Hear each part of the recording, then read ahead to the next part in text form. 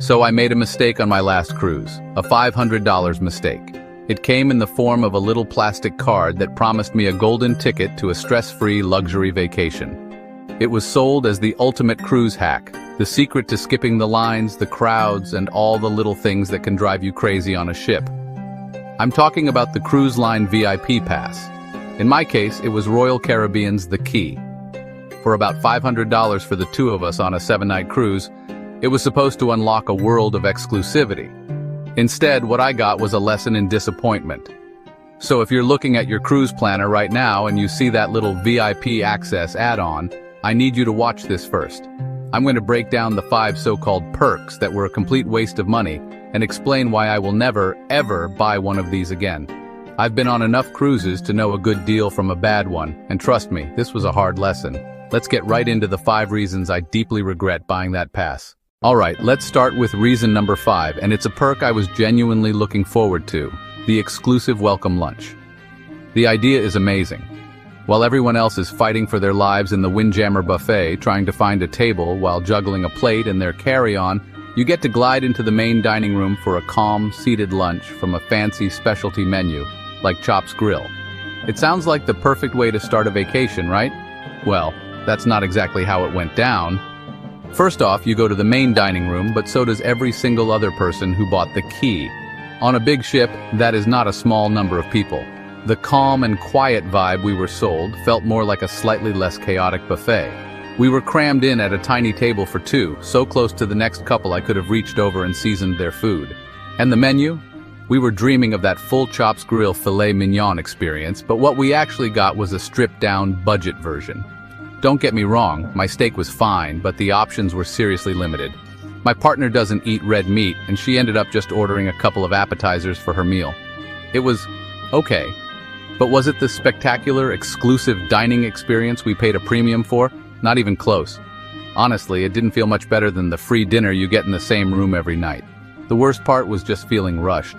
You're trying to have this special lunch, but you're also dealing with dropping off your carry-on bags. You leave your bags at the door, but then you spend the whole meal wondering when they'll actually show up in your room. You want to go explore the ship, but you're stuck in a 2-hour lunch. Instead of making things stress-free, it just created a new kind of stress. My buyer's remorse was already kicking in. My 4th big regret is the promise of reserved VIP seating at the shows. If you've been on one of the huge Oasis-class ships, you know the drill. You have to camp out at the theater 30 or 40 minutes early to get a decent seat, especially for the cool aqua theater or ice skating shows. The key says you can forget all that and waltz into a special VIP section just minutes before the curtain goes up. Sounds like a game changer, but the reality was just meh. The first night, we strolled into the main theater about 15 minutes before showtime, feeling pretty smug. We found the key section, roped off with a little sign. The problem? The seats were in a totally average spot. Not bad, but definitely not the prime, dead center view you'd expect for a VIP. We could have gotten the same seats just by showing up 20 minutes early like everyone else. It was even worse at the Aqua Theater.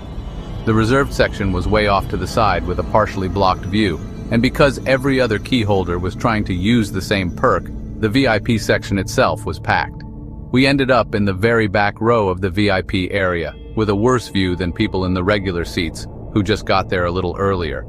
This is one of those things that sounds incredible when you read about it online, but it just doesn't deliver in real life. It didn't save us any meaningful time, and it definitely didn't give us a better view. We quickly figured out we were better off just ignoring the VIP seats and lining up with everyone else. It felt ridiculous to have paid for a perk we were actively avoiding. Reason number 3 is a perk that can theoretically make or break your day in port. Priority departure. They sell you this dream, especially for tender ports, where the ship anchors offshore and you need a little boat to get to land. The key promises you'll skip the gigantic, winding lines and be one of the first people on shore, giving you more time to explore. Our cruise had one tender port, and this was the day I thought, okay, this is where the key will finally be worth it. We saw the huge line of people waiting for a tender boat number and confidently walked over to the priority exit. And what did we find? Another line. Sure, it was a shorter line, but it was a disorganized mess that fed into the same boarding area as everyone else. We maybe saved 15 minutes, tops. We actually watched people from the regular line who just got there earlier get on a boat before us. At the other ports where we docked right at the pier, priority departure was an even bigger joke. These massive ships are designed to get thousands of people off board fast. Being a priority guest meant we were maybe 100 people ahead of the main flow. We walked off the ship and were standing on the pier maybe 5 minutes sooner than we would have been otherwise. The advantage was basically zero. The value here totally depends on your itinerary. If you have no tender ports, this perk is completely worthless. And even if you do, as we saw, it can be so poorly managed that it barely helps. This was the point in the trip where I felt genuinely tricked. We paid a lot of money for a service that, when we tried to use it, didn't really exist. Coming in hot at number 2 on my list of regrets are the private hours for the big attractions.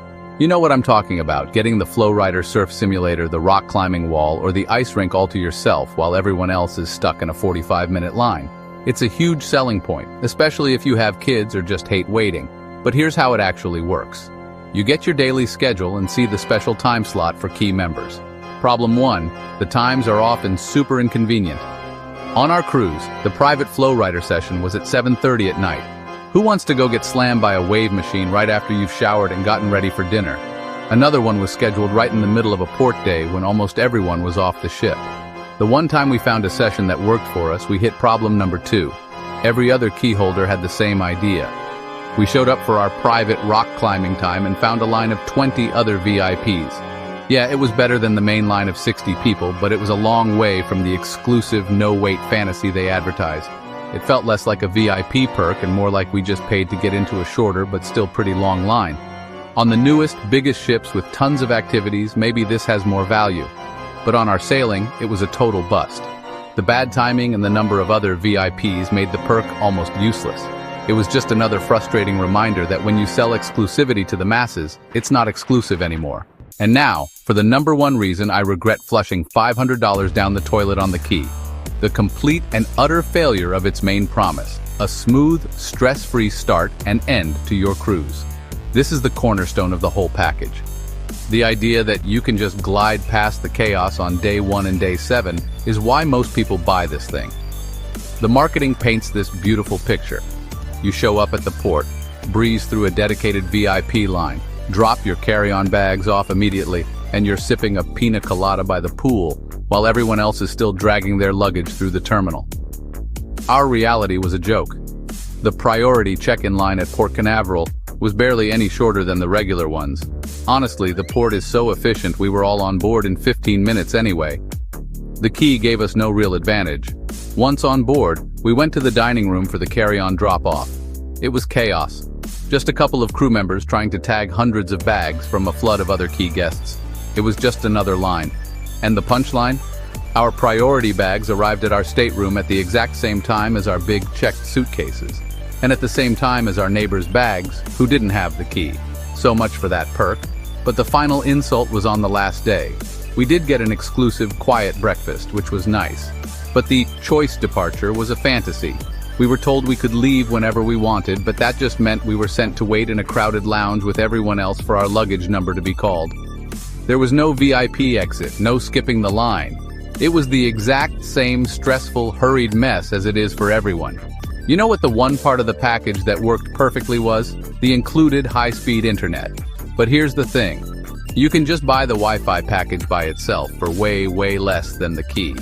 And when the only truly useful part of a $500 package is the Wi-Fi, you know you've made a huge mistake. So, the big question, is the Key worth it? For me, it was an overwhelming, absolute no. I paid over $500 for perks that were sloppy, inconvenient, or just didn't offer any real advantage. I thought I was buying a stress-free experience, but I really just bought a bundle of tiny conveniences that came nowhere close to justifying the price. My advice? If you need the internet, just buy the internet package. Use the hundreds of dollars you save to buy things that will actually make your vacation better, like a specialty dinner you'll really love, a cool shore excursion, or a massage at the spa. I know this is a hot topic for cruisers, and I get why. For some people, maybe first-timers, it might feel worth it. But for me, it was a total waste of money. I really want to hear from you. Have you ever bought a VIP pass on a cruise? Did you have a better experience?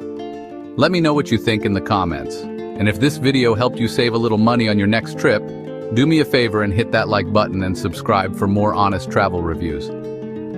Look, I get the appeal of the VIP pass. It promises to make you feel special, to lift your vacation up a notch. But my $500 experiment taught me that the promise and the reality can be two very different things. The real key to a great cruise isn't a plastic card. It's knowing where your money is going to give you the most joy. And for me, this wasn't it. Thanks for watching, and I'll see you on the next one.